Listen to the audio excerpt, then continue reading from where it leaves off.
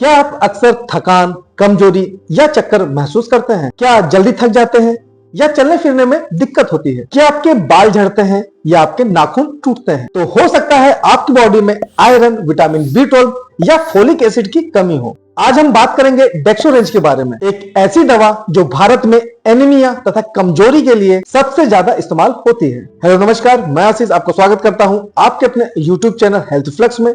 जैसा कि आप लोग जानते हैं कि चैनल स्वास्थ्य से संबंधित चैनल है। इसके अंदर स्वास्थ्य से संबंधित सारी जानकारियां दी जाती हैं, जैसे किस बीमारी में कौन सी मेडिसिन खानी है, उसके क्या इफेक्ट है, क्या साइड इफेक्ट है, इसके बारे में बताया जाता है। इसके साथ साथ कुछ ऐसे लाइफस्टाइल चेंजेस के बारे में बताया जाता है कि जिसको अगर आप अपनाते हो तो निश्चित तौर पर आप अपने लाइफ को और बेहतर बना सकते हो। तो देर न करते हुए जो भी स्वास्थ्य संबंधित वीडियो देखना पसंद करते हैं, मेरा उनसे रिक्वेस्ट है कि मेरे चैनल को आप जरूर सब्सक्राइब करें, साथ में बेल आइकन दबाकर ऑल पे क्लिक करना ना भूलें, जिससे मेरी आने वाली जो नई वीडियो है उनकी नोटिफिकेशन सबसे पहले आप लोग तक आसानी से पहुंच जाए। दोस्तों, मेरा एक Ayurvedic channel health flux Ayurveda है, उसको भी आप सब्सक्राइब कर सकते हैं। अगर आप चाहते हैं कि किसी बीमारी का इलाज आयुर्वेदिक तरीके से हो जाए, कौन कौन सी जड़ी बूटियां किस काम में आती हैं, किस प्रकार से वो आपकी हेल्दी लाइफ में मदद कर सकती हैं, इन सभी के बारे में जानने के लिए मेरे चैनल हेल्थ फ्लक्स आयुर्वेदा को भी सब्सक्राइब करें। दोस्तों, डेक्सोरेंज एक ब्लड टॉनिक है। यह आयरन, विटामिन B12 तथा फोलिक एसिड का कॉम्बिनेशन। यह बच्चों, महिलाओं, गर्भवती तथा बुजुर्गों में काफी ज्यादा पॉपुलर है। यह सिरप तथा टैबलेट दोनों फॉर्म में मिलता है। क्या आपको पता है महिलाओं में एनीमिया होने की जो संभावना है पुरुषों की अपेक्षा 5 गुना ज्यादा होती है। आइए दोस्तों, अब जान लेते हैं कि डेक्सोरेंज में क्या क्या कंपोजिशन है और कौन कौन से कंपोनेंट कितनी मात्रा में मिली हुई है। आयरन यानी कि फेरस एस्कॉर्बेट, यह 100 मिलीग्राम मिली होती है। यह रेड ब्लड सेल्स बनाने में मदद करती है। फोलिक एसिड 1.5 mg, यह डीएनए सिंथेसिस तथा सेल ग्रोथ में काफी मदद करती है। विटामिन B12 यानी कि साइनोकोबालामिन, यह 15 माइक्रोग्राम होता है। यह नर्व तथा आरबीसी फॉर्मेशन में काफी ज्यादा मदद करता है। यही तीनों मिलकर खून की कमी तथा कमजोरी को दूर करते हैं। आइए दोस्तों, अब जान लेते हैं कि ये जो डेक्सोरेंज है वह कैसे काम करती है।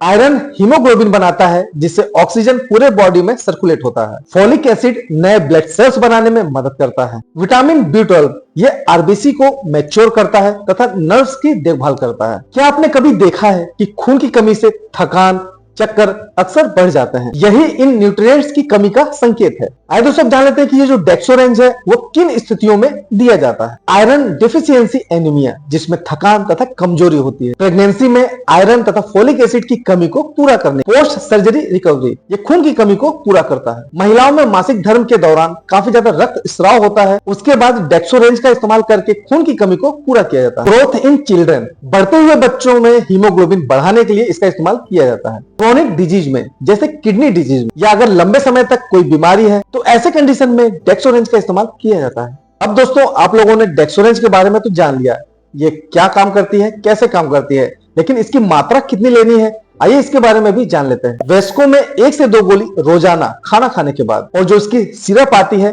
5 ml दिन में 2 से 3 बार खाना खाने के बाद। और बच्चों में इसका इस्तेमाल एज के हिसाब से, वजन के हिसाब से डॉक्टर के द्वारा ही किया जाता है। प्रेग्नेंट वुमेन में इसकी जो मात्रा होती है वो 1 टैबलेट डॉक्टर की सलाह पर। दोस्तों, डेक्सोरेंज लेने का जो तरीका होता है वो काफी खास होता है, इसके बारे में आपको ध्यान देना पड़ेगा। इसलिए दोस्तों, टैबलेट तथा सिरप का इस्तेमाल खाना खाने के बाद करें, खाली पेट ना लें, क्योंकि इससे पेट खराब हो सकता है। बच्चों में सिरप स्पून से या मेजरिंग कप से दें। इसको पानी के साथ लें, दूध या चाय के साथ इसको नहीं लेना है, क्योंकि ऐसा करने पर इसका जो एब्जॉर्प्शन है वो कम होता है। डेक्सोरेंज का इस्तेमाल कितने समय तक करना चाहिए, आइए इसके बारे में भी जान लेते हैं। अगर आपको माइल्ड एनीमिया है तो 2 से 3 महीने तक आप इसका इस्तेमाल डॉक्टर की सलाह पर कर सकते हैं। अगर आपका एनीमिया मॉडरेट से लेकर सीवियर है तो 4 से लेकर 6 महीने तक इसका इस्तेमाल आप डॉक्टर की सलाह पर कर सकते हैं। दोस्तों, इसका जो सबसे आम साइड इफेक्ट है वो हल्का कॉन्स्टिपेशन, नोजिया या पेट में हल्का दर्द हो सकता है। कभी कभी उल्टी भी हो सकती है, पेट भी फूल सकता है और डायरिया भी हो सकता है। रेयर केस में दोस्तों एलर्जी हो सकती है, स्किन रैशेस पड़ सकते हैं। आइए दोस्तों, जान लेते हैं इसके कॉन्ट्रा इंडिकेशन के बारे में कि किन लोगों को इस दवा का इस्तेमाल नहीं करना है। आयरन ओवरलोड, हीमोक्रोमेटोसिस वाले पेशेंट को नहीं लेना है।